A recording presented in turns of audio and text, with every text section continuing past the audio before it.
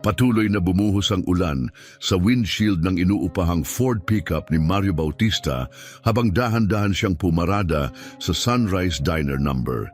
Irpatiyete. Ang kupas at gasgas na truck ay akma sa maingat niyang piniling pagpapanggap, punit-punit na maong, checker na flannel shirt at sombrerong trucker na ibinaba upang takpan ang kanyang salamin at paputing balbas.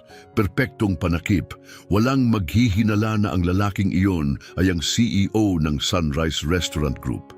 Tiningnan niya ang oras, 7:30 ng umaga, sakto sa kasagsagan ng agahan. Perpektong sandali upang obserbahan ang isa sa kanyang pinakaproblemadong sangay sa ilalim ng matinding pressure. Ayon sa mga ulat sa pananalapi, kumikita ang branch na ito at laging maganda ang sinasabi ng kanyang regional manager na si Alejandro tungkol sa performance nito. Ngunit may mali. Halos triple ang turnover ng mga empleyado rito kumpara sa ibang mga branch. At madalas banggitin sa mga online review na parang kakaiba ang kilos ng mga staff. Ayon sa mga internal survey tungkol sa kultura ng kumpanya, bagsak na bagsak ang morale. Pinalampas lang ito ni Alejandro sa kanilang huling pagpupulong. Normal lang daw sa paglago, si Alfredo ang bahala raw. Si Alfredo Perez, ang manager ng branch na ito, ay laging may maayos na ulat at magagandang paliwanag. 3 taon nang na-promote ni Mario si Alfredo dahil humanga siya sa performance nito sa mas maliit na branch. Ngayon, siya na ang namamahala sa isa sa pinakaabala nilang sangay. Ngunit hindi interesadong makita ni Mario ang mga graph o kinulayang newsletter. Nais niyang makita ang totoo sa likod ng mga inayos na presentasyon. Kumikislap-kislap ang neon sign ng dinner, nagbibigay ng nag-aalanganing liwanag sa basang semento.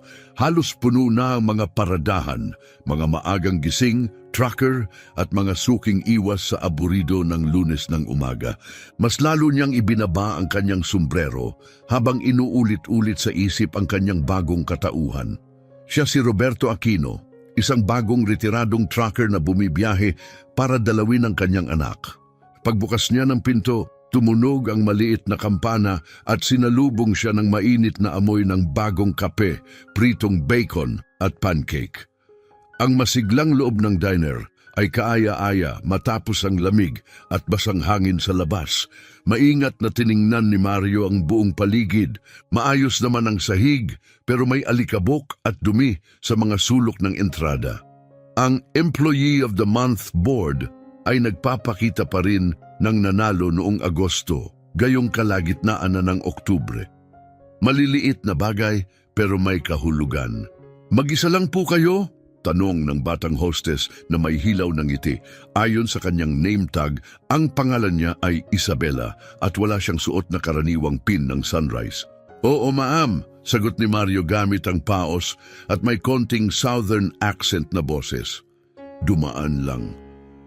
Dinala siya ni Isabela sa isang booth malapit sa kusina, mainam para sa pagmamasid, at iniwan siya ng menu sa mesa ng walang sigla. Walang magandang pagbati, walang tinginan sa mata. Strike 1. Mula sa upuang iyon, kita niya ang dining area at bahagi ng kusina. Matao ang lugar pero hindi magulo. 3 server ang gumagalaw sa dining area, bawat isa may sariling bilis. 2 binatang lalaki ang nakasuot ng malilinis na uniforme ay nagkukwentuhan sa may coffee station. Pareho lang may kaunting lamesang hinahawakan. Ang pangatlo ay kakaiba, isang babaeng nagngangalang Marilyn ang abala sa paggalaw. May kasanayang binabalanse ang 3 plato sa isang braso habang nagsasalin ng kape, gamit ang kabila. Malinis ang kanyang suot pero halatang gamit na medyo nagkakalas na ang tahi ng logo. Hindi pilit ang ngiti ni Marilyn. Ang kanyang ekspresyon ay natural habang nagtatrabaho, may halong magalang at focus. Ilang minuto lang, lumapit na siya sa mesa ni Mario, bahagyang hinihingal ngunit kalmado. Magandang umaga, pasensya sa paghintay, kape po muna. Sinsyero ang kanyang ngiti ngunit halatang pagod. Kita sa ilalim ng makeup ang kanyang eye bags. Oh, Paki, Itim na parang hating gabi, sagot ni Mario manatili sa kanyang karakter. Habang nagsasalin siya ng kape, napansin ni Mario ang kanyang mga kamay. Matatag kahit mukhang pagod. May kalmadong taglay na parang isang taong patapos na sa mahabang shift. Ang special po natin ngayon ay ang Trucker's Delight, 3 itlog kahit paano nyo gusto, bacon, sausage, hash browns at buttermilk pancakes, sabay kindat. Pampalakas para sa panibagong 300 milya. Tumawa si Mario. Sakto, ganyan nga, itlog, over medium. Sige po, aniya habang sinusulat ang order. Matagal na po ba kayo sa biyahe? Ganitong small talk ay bahagi ng training, makipag-ugnayan sa bisita, magbuo ng koneksyon, pagandahin ang karanasan. Bagong retire lang nitong nakaraang buwan, sagot ni Mario. 40 taon sa kalsada. Ngayon, biyahe ng walang deadline. Sumilay ang liwanag sa mga mata ni Marilyn. Ay, ang saya niyan! Tunay na kalayaan pagkatapos ng lahat ng taon. Medyo napahinto ang kanyang tinig, tila tumama sa personal niyang damdamin ang salitang kalayaan. Habang lumalakad siya pabalik sa kusina, patuloy ang pagmamasid ni Mario. Patuloy pa rin sa kwentuhan ang 2 lalaking server. Paminsan-minsan tumitingin kay Marilyn, hindi sa pagkaawa, kundi may halong pangungutya. Nang dumating ang isang pamilyang may mga bata, inilagay sila ng hostess sa seksyon ni Marilyn kahit may mga bakanteng lamesa sa iba. Sa loob ng pass-through window, nakita ni Mario ang lalaking may edad 40 taong may suot na badge bilang manager. Mas payat na si Alfredo Perez kaysa sa larawan sa opisina. Mas matalim ang mata, mas matindi ang kilos. Nakausap sandali ang isang batang lalaking server, nakahawig niya, at nagtawanan sila habang nakatingin kay Marilyn. Umandar ang instincts ni Mario, hinasa ng 3 dekada sa mundo ng restaurant. May mali talaga rito. Ang problema rito ay hindi lang mabagal na serbisyo o mahinang pagpaplano, tila sinadya ito. Nang dalhin ni Marilyn ang almusal ni Mario, maayos ang pagkakaayos at pasado sa pamantayan ng kumpanya. Nagpasya si Mario na subukan ang sitwasyon ng bahagya. Mukhang abala ka ngayon, aniya, magaan ang tono. Parang ikaw ang gumagawa ng trabaho ng 2 tao. Sandaling nawala ang ngiti ni Marilyn at mabilis niyang sinipat ang paligid upang tiyaking walang nakaririnig. Ganyan lang talaga ang schedule, sagot niya, maingat ang tono. May mga seksyong natural na mas dinadagsa ng tao kaysa sa iba. Kumagat si Mario sa malutong na bacon at nagtanong muli. Di kahit paano maganda ang tip, di ba? Nagkaroon ng halos imperceptible na paghinto bago siya sumagot. Isang pahinga na nagsabing marami. Hinigpitan ni Marilyn ang hawak sa pot ng kape, namuti ang kanyang mga daliri. Kaunti lang ang tip kapag umaga, bulong niya. Mas mahina pa sa isang bulong ang kasunod, lalo na kapag hati-hati, at ilan lang talaga sa amin ang nakakakita ng tip na iyon. Bago pa makatanong si Mario, tinawag na si Marilyn sa ibang mesa. Pinanood niya itong lumayo, nakalimutan na ang kanyang almusal habang unti-unting nag-aapoy ang pagiging executive sa loob niya. May malalim na problema sa diner na ito at hindi ito basta kakulangan sa training o pagkakamali ng pamunuan. Inaasahan niyang makakita ng problema sa sistema ng trabaho. Pero ang natuklasan niya ay mas mabigat, isang posibleng sistema ng paboritismo na maaaring lumabag na sa batas. At si Marilyn ang hindi sinasadyang nagbigay ng unang tunay na palatandaan. Naiwan siyang nakaupo, humihigop ng kape, pinagmamasdan, ang lahat gamit ang mata ng isang bihasang operator. Habang mas tumatagal ang obserbasyon, lalong lumilinaw ang pattern. Si Marilyn ang humahawak ng 12 mesa, laging gumagalaw. Samantalang sina Ricardo at Danilo, ayon sa kanilang name tags, ay may 4 na mesa lamang na pinaghahatian. Kapansin-pansin pa, kapag ang mga customer sa mesa ni Marilyn ay magbabayad gamit ang card, biglang lilitaw si Ricardo o Danilo upang sila ang humawak ng transaksyon. Nang unti-unting humupa ang dami ng tao, tinaas ni Mario ang kanyang mug para kay Marilyn. Agad siyang lumapit, dala ang pot ng kape. "Kailangan pa po ba ng iba, sir?" tanong niya habang sinasali ng huling patak ng kape. "Pahingi na rin ng resibo kung may oras ka," sagot ni Mario at idinugtong ng magaan. "At baka konting kwentuhan rin kung di ka masyadong abala." May bahagyang pag-aalinlangan sa mukha ni Marilyn. "Maari ko pong ibigay ang resibo, pero ang kwentuhan hindi kasi talaga kami pinapayagan." "Naiintindihan ko," sagot ni Mario ng mahinahon. "Nagtatanong lang kasi ako tungkol sa lugar. Balak ng anak kong lumipat dito." Nang mabanggit ang anak, tila lumuwag ang balikat ni Marilyn at tumango. "Kukunin ko ang resibo ninyo." Pagbalik niya, napansin ni Mario na may isiningit si Marilyn na bagong order pad sa kanyang apron. Matalinong hakbang, magbibigay sa kanya ng dahilan upang manatili sa mesa kung may magtanong. "Yung anak niyo po, gusto niyang lumipat dito?" tanong niya habang inilalapag ang resibo. Tumango si Mario, dahan-dahang binubunot ang pitaka. "Oo, may job offer daw kasi. Tinitingnan ko lang kung maayos ang lugar, kung patas ang pagtrato." Tinitigan niya si Marilyn.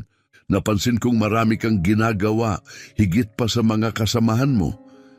Bahagyang nabasag ang profesional ng ngiti ni Marilyn. Luminga siya sa paligid at bahagyang yumuko. "Hindi ganito dati," bulong niya. "Nang dumating si Alfredo, saka lang nagbago ang lahat." "Gaano ka nakatagal dito?" tanong ni Mario habang inilalagay ang $20 sa ilalim ng resibo. 3 taon. Nagsimula pa nung high school tapos ipinagpatuloy habang nasa community college. Mula sa pagod, sumilip ang kaunting pride. "1 semester na lang at accounting graduate na ako." "Accounting?" tanong ni Mario humanga. "Kung kaya ko pang tapusin," sagot ni Marilyn, humina ang tinig. "Lalo kasing bumibigat ang gastusin." Nakita ni Mario ang pagkakataong magsaliksik pa. "Hindi ka ba kumikita ng sapat sa tips?" Nagbago ang mukha ni Marilyn. Tuluyang nakita ang bitak sa maskara niyang suot buong umaga. Inilabas niya ang notepad kunway nagsusulat at bumulong ng napakahina na kinailangan pang makinig ng mabuti ni Mario. Dapat pantay-pantay ang hati ng digital tips sa mga nasa shift, paliwanag niya. Pero gumawa si Alfredo ng sistema kung saan piling tao lang ang nakatalaga sa POS. Yung iba sa amin, pinapangako ang ibabalanse sa cash tip pagkatapos ng araw. Idiniin niya ang ballpen sa papel. "Hindi naman totoo yon." Pinanatiling kalmado ni Mario ang mukha kahit nagngangalit na ang loob niya. "Magkano ang pinag-uusapan natin?" "Lagpas 30,000 piso ngayong buwan lang," bulong niya. "Naitala ko lahat ng shift, lahat ng resibo. Alam kong kulang ang nakukuha ko." "Bakit hindi mo i-report?" tanong ni Mario. Napangiti si Marilyn, isang halos talunang ngiti. "Kanino?" sagot niya. "Si Ricardo, pamangkin ni Alfredo, lagi ang may pinakamagandang schedule. Siya ang nasa digital register halos tuwing umaga." Bahagya siyang tumango patungo sa binatang matagal nang pinaghihinalaan ni Mario. "At yung regional management," dagdag ni Mario. "Kay Alfredo lang sila nakikipag-usap at si Alfredo sinasabi lang kung ano ang gusto niyang marinig nila." Napailing siya, parang wala ng pag-asa. "Wala namang pake sa mga tulad ko," sabi ni Marilyn. Kung alam lang niya kung sino talaga ang kausap niya, naisip ni Mario. Bahagya siyang yumuko at binaba ang boses. "May iba pa bang nangyayarian nito?" "Halos lahat kami," sagot niya agad. "Lahat ng wala sa circle ni Alfredo." Bago pa siya makapagsalita pa, bumukas ang pinto ng kusina. Agad tumuwid ang tindig ni Marilyn. "Kailangan ko nang bumalik," bulong niya. "Sana makahanap ng mas maayos na lugar ang anak mo." Pinanood siyang umalis ni Mario. Ang pagkadismayay naging matatag na determinasyon. Iniwan niya ang 20 dolyar sa resibo. Alam niyang malamang ay hindi iyon mapupunta kay Marilyn.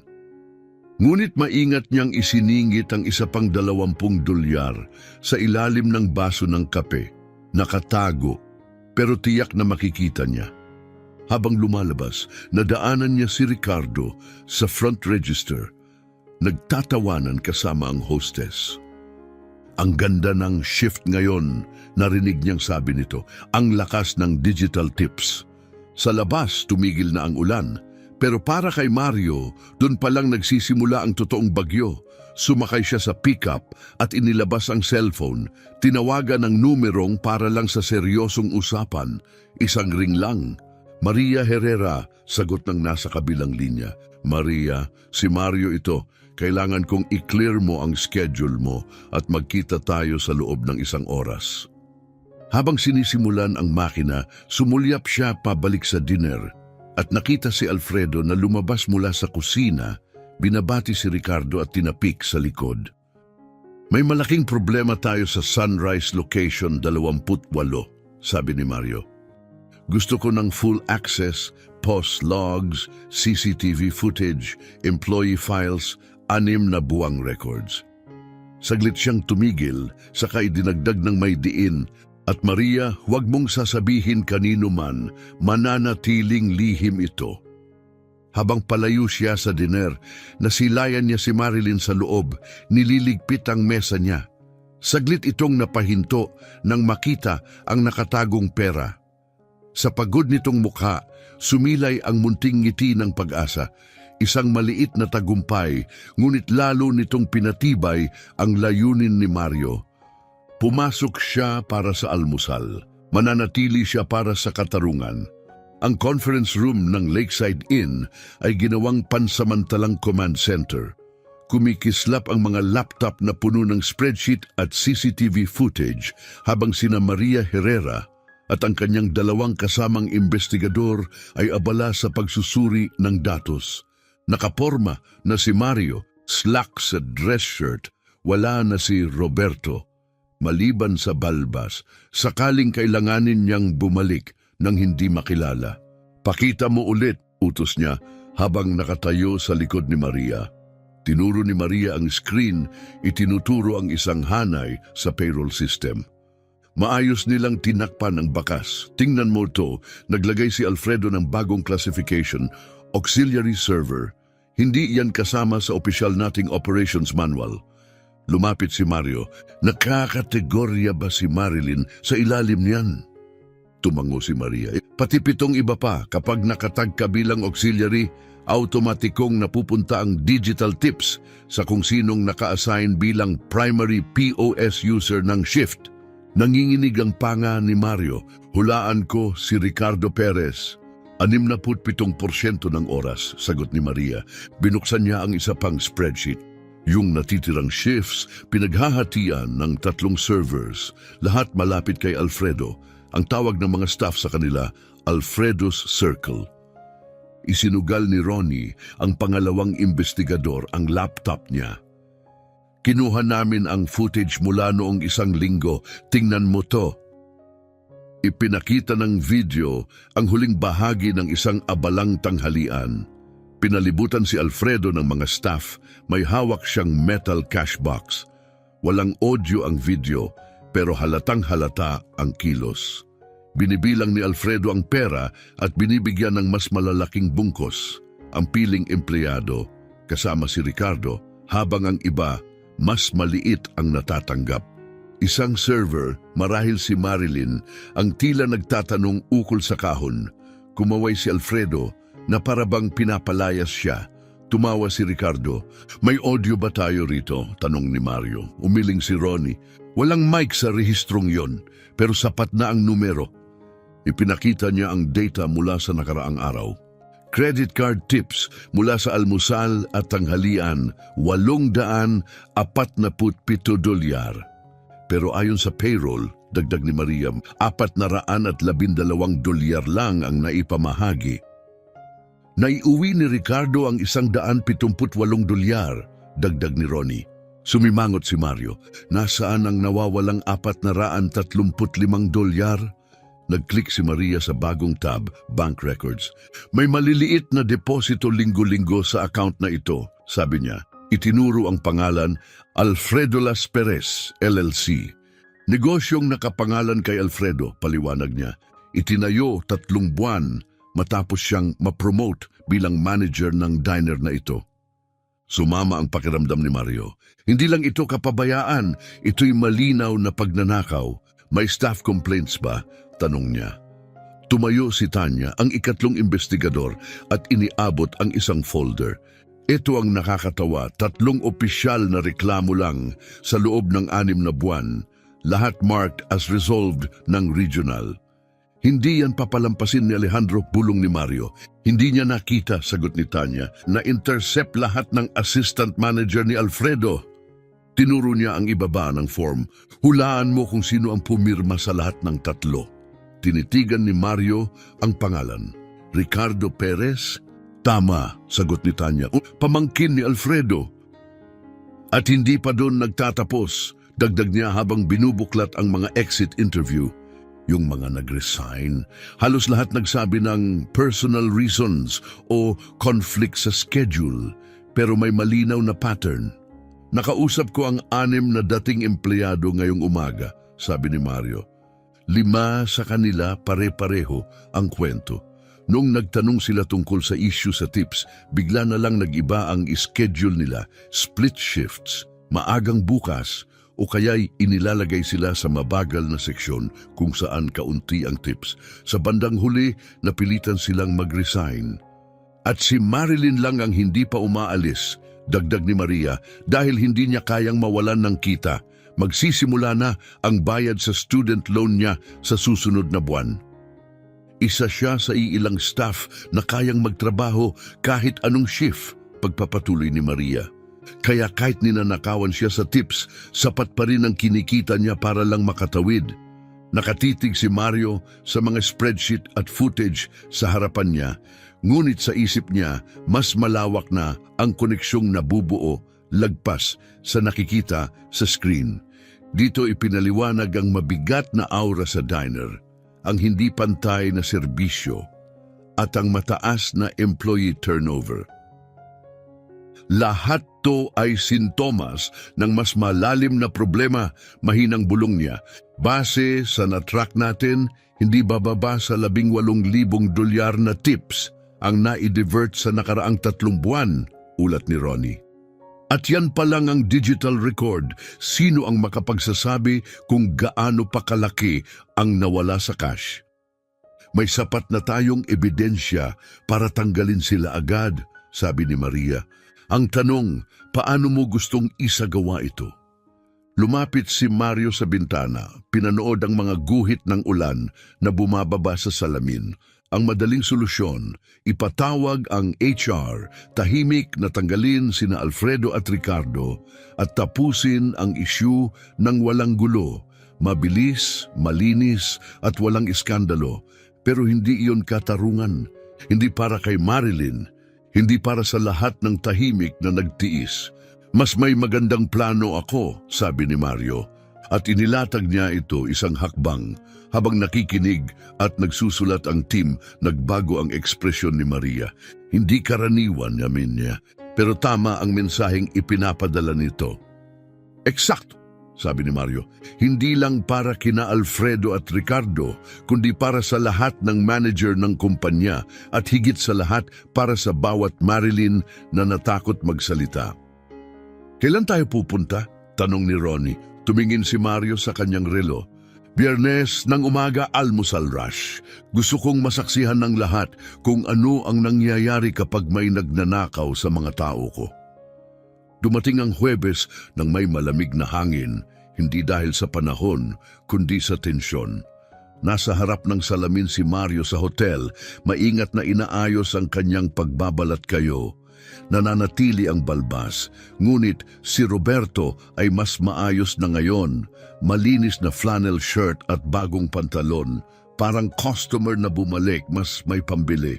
Sigurado ka ba dito? Tanong ni Maria mula sa kabilang gilid ng kwarto, nakakasual at may suot na salamin. Anyong anak na kasama sa almusal ang ama. Sigurado, sagot ni Mario habang inilalagay ang prepaid loyalty card sa kanyang wallet. Kailangan natin ng matibay na ebidensya, yung hindi nila kayang itanggi na alam nilang ninanakaw nila ang tips. Pwede na nating tanggalin sila kahit ngayon pa lang, paalala ni Maria. Hindi lang ito tungkol sa pagtanggal ng 2 tao, sabi ni Mario nang may matinding paninindigan. Ito'y tungkol sa pagpapakita sa buong staff na nangyari ito, sinadya ito at ang pinakamataas sa kumpanya mismo ang umaksyon. 1 oras ang lumipas, pumasok sina Mario at Maria sa diner. Tumunog ang kampana sa pinto. Isang bagong hostess, hindi si Isabela, ang bumati at nagdala sa kanila sa isang booth sa sulok. Darating agad ang server ninyo, sabi nito ng walang emosyon bago umalis. Nasa kasagsagan na ang umagang rush. Pinagmasdan ni Mario ang paligid. Pareho pa rin ang pattern. Si Marilyn abalang-abala sa bawat mesa, hawak ang buong operasyon. Samantalang si Ricardo nakaupo at nakikipaglokohan sa mga customer. Malapit sa register, nakatayo si Alfredo. Relax ang postura pero matalim ang mata. Siya si Alfredo, bulong ni Mario kay Maria at yun sa bintana si Ricardo. Tumango si Maria, inilabas ang kanyang telepono at kunway nagbasa ng text. Sa totoo, pinagana na niya ang recording software ng legal team ng Sunrise. Lahat ng pag-uusap sa mesa ay maire-record mula ngayon. Roberto! Masayang bati ni Marilyn. Bumalik ka pala. Hindi ko matiis ang pancake dito, sagot ni Mario, gumingiti. Isinama ko na ang anak ko. Lagi ko kasi siyang kinukwento tungkol sa lugar na to. Nice to meet you, sagot ni Marilyn, mabilis nang ngumiti. Ngunit saglit na tumigil, lumingon kay Alfredo na pinapanood ang booth nila nang may makitid ang mata. Normally, ako ang kukuha ng order nyo, sabi ni Marilyn, bahagyang naiilang ang boses. Pero si Ricardo ang magiging server ninyo ngayon. Gusto raw ni Alfredo na ang mga bumabalik na guest ay nire-rotate? Agad napansin ni Mario ang pagkukunwari. May dahilan ba kung bakit? Pilit na ngumiti si Marilyn. Policy lang siguro. Pwedeng humingi ng kape habang naghihintay? Tanong ni Maria na may kabaitan. Siyempre, sagot ni Marilyn bago lumakad palayo. Habang lumalayo siya, napansin ni Mario si Alfredo na bumulong kay Ricardo. Tumango ito, tumingin sa kanilang mesa at ngumiti. Ngiti ng isang taong sigurado sa laro niya. Magandang umaga po, sabi ni Ricardo na may lambing. Ako po si Ricardo, ako po ang bahala sa inyo ngayon. Itinakda na ang entablado at sa darating na sandali, ang buong diner ay magiging saksi sa pagbagsak ng isang tiwaling sistema. At sa pag-angat ng boses ng mga tulad ni Marilyn, nakikita kong may kape na agad tayo courtesy ni Marilyn, sabi ni Mario kaswal. Binanggit niya na meron daw kayong rotation para sa mga bumabalik na customer. Ngumiti si Ricardo ng maayos, hindi man lang nag-alinlangan. Gusto naming maranasan ng mga regular ang buong Sunrise experience, sagot niya. Iba't ibang server, iba't ibang vibes, para laging bago. Mukhang may punto, sagot ni Mario habang tumatango. May nagsabi sa akin tungkol sa loyalty program niyo. Umorder ako ng card online, naisip kong subukan. Naliwanagan ang mukha ni Ricardo. Smart move, may 5% discount ang card na yon at dahil prepaid, mas mabilis ang checkout. Maayos na nagpatuloy ang almusal at usapan. Pawang maliliit na kwentuhan at normal na customer interaction. Umorder si Mario ng Grand Slam breakfast habang itlog at tinapay naman ang kay Maria. Habang kumakain, tahimik na pinag-aaralan ni Mario ang routine. Si Marilyn ay abala sa halos lahat ng mesa, ngunit ni minsan hindi siya nagproseso ng bayad. Samantala, si Ricardo ay kalmado lang. Lahat ng digital transaction ay dumadaan sa kanya. Nang malinis na ang mesa, dahan-dahang binunot ni Mario ang kanyang loyalty card. Gagamitin ko ito pambayad, sabi niya kay Ricardo, at mag-iiwan ako ng $50 na tip. Nanlaki ang mata ni Ricardo sa gulat. Wow, sobrang galante niyo. Ngumiti si Mario. Ang mahusay na serbisyo ay dapat ginagantimpalaan, sabi niya ng may diin. Assume ko lang, pantay ang hatian sa tips, di ba? Sandaling natigilan si Ricardo, isang kisap lang ng kaba sa kanyang muka bago muling bumalik ang pino niyang ngiti. Oo naman, pantay-pantay ang hatian sa dulo ng bawat shift. Good to know, sagot ni Mario habang inaabot ang card. Habang lumalakad si Ricardo para iproseso ang bayad, tumingin si Maria kay Mario at bahagyang tumango. Tagumpay ang unang yugto.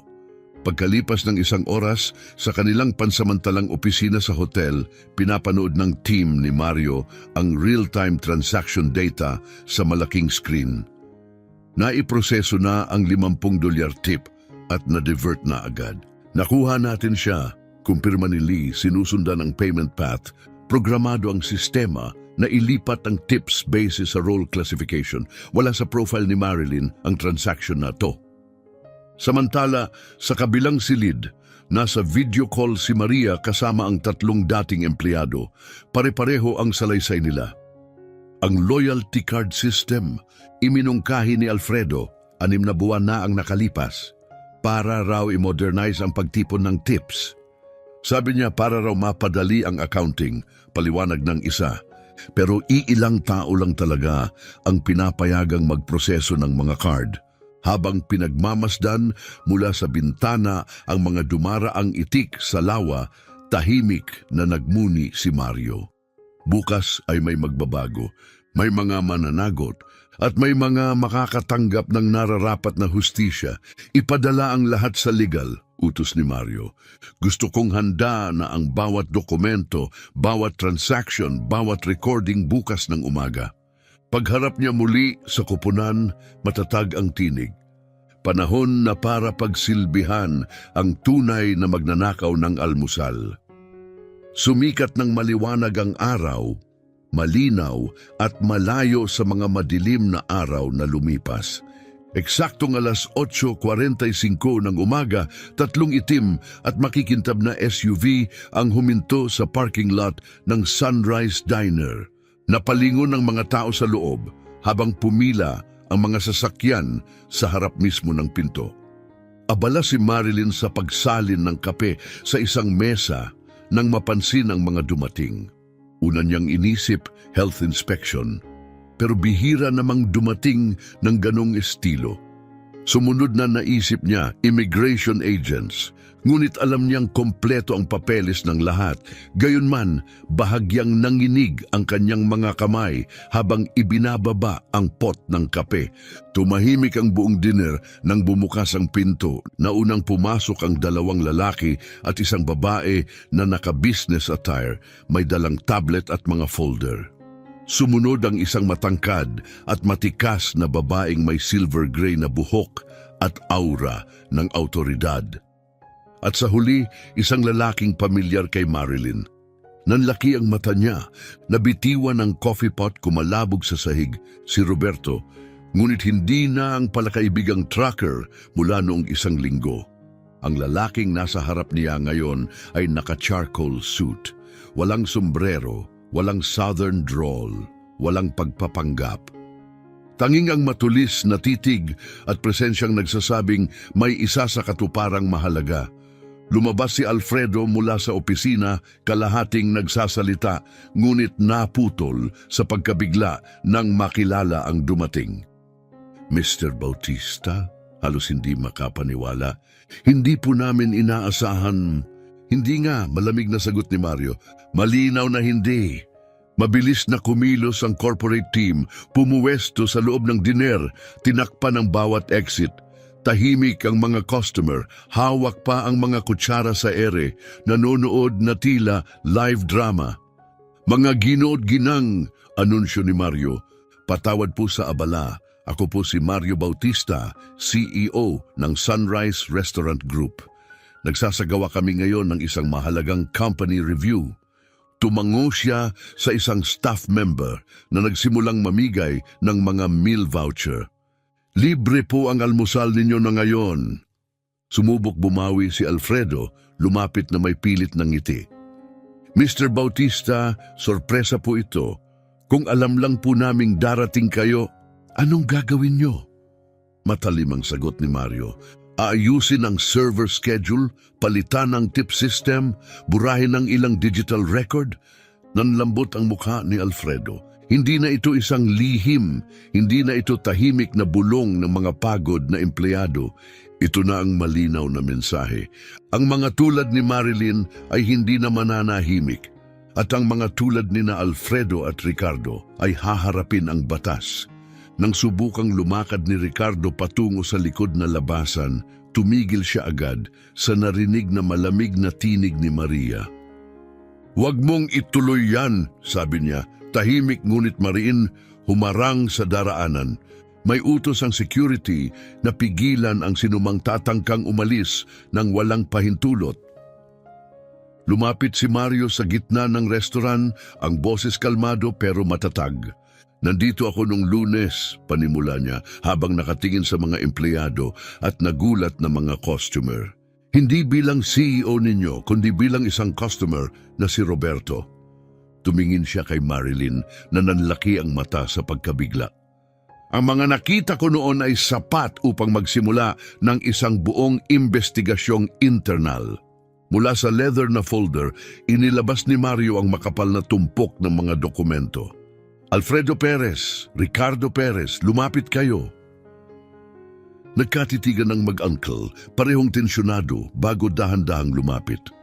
"Sa nakaraang 6 na buwan," malakas na pahayag ni Mario, "pinalihis ninyo ang mga tip ng empleyado sa pamamagitan ng pagmamanipula ng payment system at loyalty program ng kumpanya.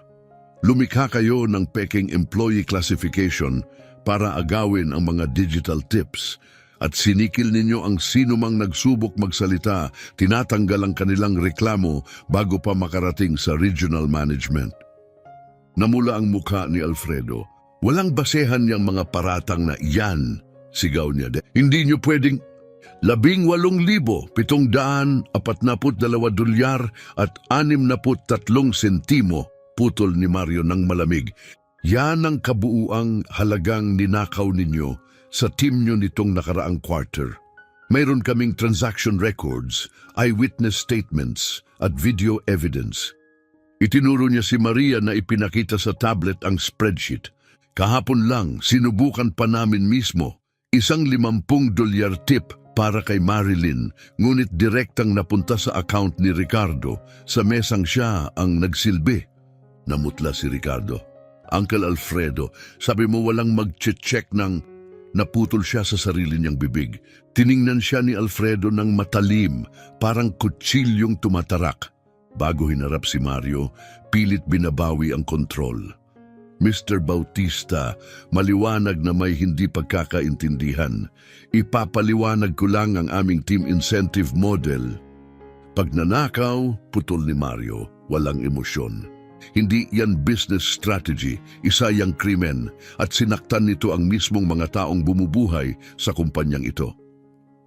Tumalikod siya sa mga empleyado ng restoran na ngayon ay nagtipon-tipon na sa tahimik na bilog.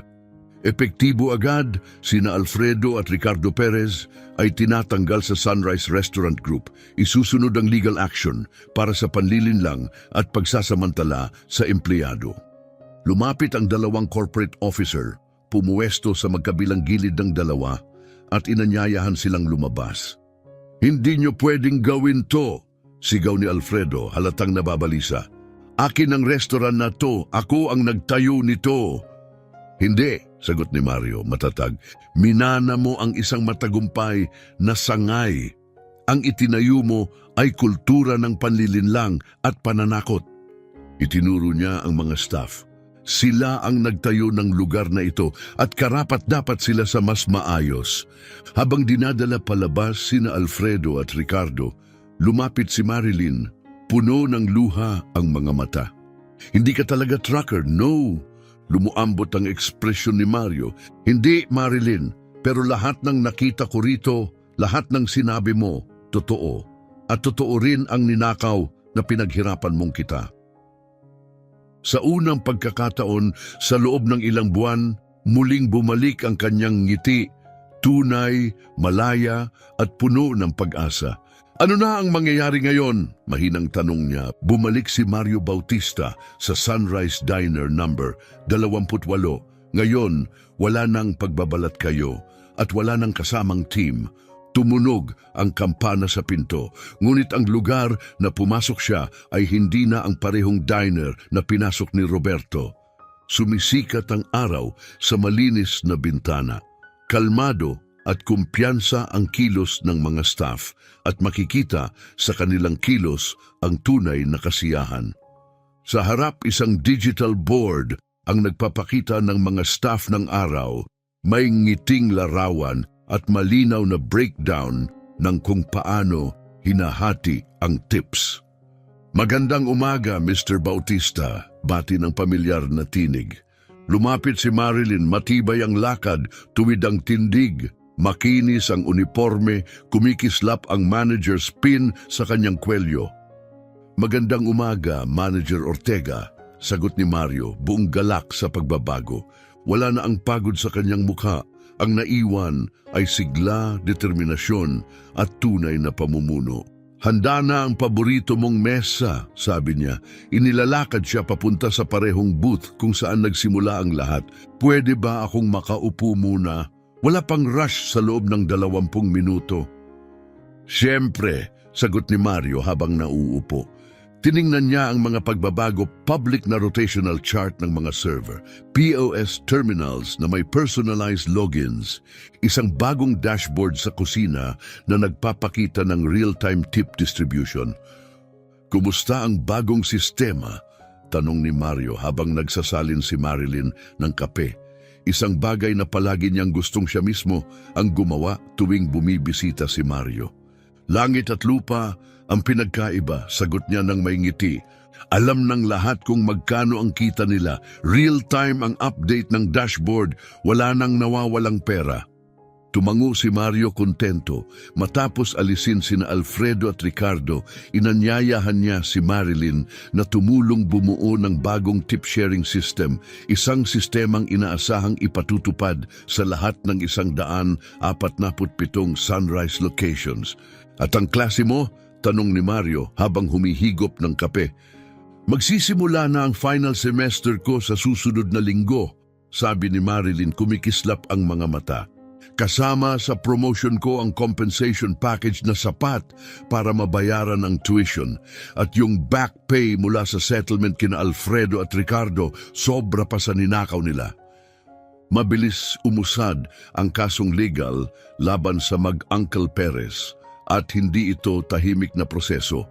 Dahil sa matibay na ebidensya, pumili silang makipagsettle kaysa humarap sa isang mahaba at bukas na paglilitis.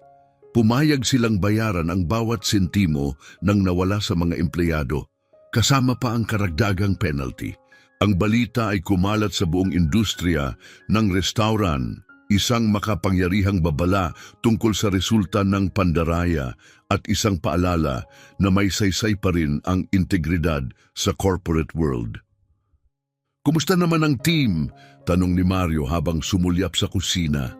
May ilang bagong mukha na kasama na ngayon ng mga veteranong staff. Mas maayos pa sa inaasahan, sagot ni Marilyn. Lahat ng hindi kasali sa eskema na natili at ang mga bagong hires, maayos ang takbo nila. Naging seryoso ang kanyang tinig at yung anonymous reporting line na ipinagawa mo, malaki ang epekto. Sa wakas, may tiwala na ang mga tao na pwedeng magsabi ng totoo. Ang secure hotline na iyon ay isa sa mga unang utos ni Mario matapos ang eskandalo, isang direct line patungong corporate compliance lampas sa local management kung saan maaring magsumbong ng walang takot. Mas aktibo na rin ang regional oversight, banggit ni Mario. Si Alejandro nga linggo-linggo bumibisita ngayon, tugon ni Marilyn na may pilyang ngiti. Kahit mukha pa rin siyang laging papasok sa biglaang exam. Bahagya siyang natawa. Hindi mo siya masisisi pagkatapos ng crash course mo sa kanya. Hindi masamang tao si Alejandro, pero naging kampante. Umasa lang siya sa report ni Alfredo, hindi na nagtatanong. Imbes na tanggalin, pinili ni Mario ang mas makataong ruta, re-education. Si Alejandro ay dumaan sa masinsinang training sa employee rights, fraud prevention at ethical leadership. Kasunod nito ay 6 na buwang supervision. Habang unti-unting dumarami ang customer para sa agahan, tumayo si Marilyn upang salubungin sila. "Mag-almusal ka pa ba?" tanong niya. "Sandali lang," sagot ni Mario. "Marami pa akong dapat puntahan. Pangatlong beses ko na rito ngayong linggo." Matapos ang natuklasan niya sa Sunrise number, 28, palihim siyang nagsagawa ng surprise audit sa 10 pang branch. 2 ang may minor irregularities, 1 ang muling nahuling may tip skimming scheme. Hindi kasing sopistikado, pero mali pa rin. Dama na ang mensahe. Sa Sunrise, ang pananagutan ay hindi na lang pangkalahatang prinsipyo sa handbook. Ito na ang bagong pamantayan. Bago umalis, naglakad si Mario sa buong diner. Kinakamayan ang bawat empleyado. Sa opisina na dating kay Alfredo, napansin niya ang maayos na nakapatong na accounting textbooks at training manuals. Lampas 17% ang projected growth natin ngayong quarter. Sabi ni Marilyn nang may pagmamalaki habang inaakay siya palabas. "Tama pala ang sabi nila, masaya ang customer kapag masaya ang staff." "May kutob na kaming ganun nun pa," sagot ni Mario na may kindat. Sa labas, sandaling tumigil siya para silipin muli ang diner mula sa bintana. Naroon si Marilyn, maayos na nagmamando ng floor habang lumalakas ang agahan rush. Sa kanyang likuran, nakasabit sa dingding ang bagong mission statement, binuo kasama ng mga kinatawan ng corporate at empleyado ilang linggo matapos ang iskandalo. Ang respeto ay nagsisimula sa katapatan. Ang tagumpay ay sumusunod ng natural. Habang papaalis si Mario, tumunog ang kanyang telepono. Isang mensahe mula kay Maria. Isa pang sumbong ang dumaan sa hotline mula sa isang maliit na branch sa Nebraska. Magkaiba man ang detalye, pareho ang diwa, isang taong may kapangyarihan na inaabuso ang mga walang laban. Walang alinlangang nag-type si Mario ng tugon, "Magpadala ng team, susunod ako bukas." Sumulyap siya sa rearview mirror, Sunrise Diner number 28. Unti-unti nang lumiliit sa kanyang paningin. Parehong gusali, parehong signage, parehong paradahan, pero sa loob lahat ay nagbago. At lahat ng ito ay nagsimula sa isang pagod na server na naglakas loob magsalita. Sa isang taong inakala niyang simpleng customer lang. Tahimik na ngumiti si Mario. Sa restaurant industry, madalas pag-usapan ng sangkap, ang pagkain, ang lasa, ang presentasyon. Pero kung minsan ang pinakamahalagang sangkap ay wala sa menu, sila ay tiwala, dangal, at ang tapang na tumindig para sa tama, lalo na kapag iniisip mong walang makapangyarihang nakatingin.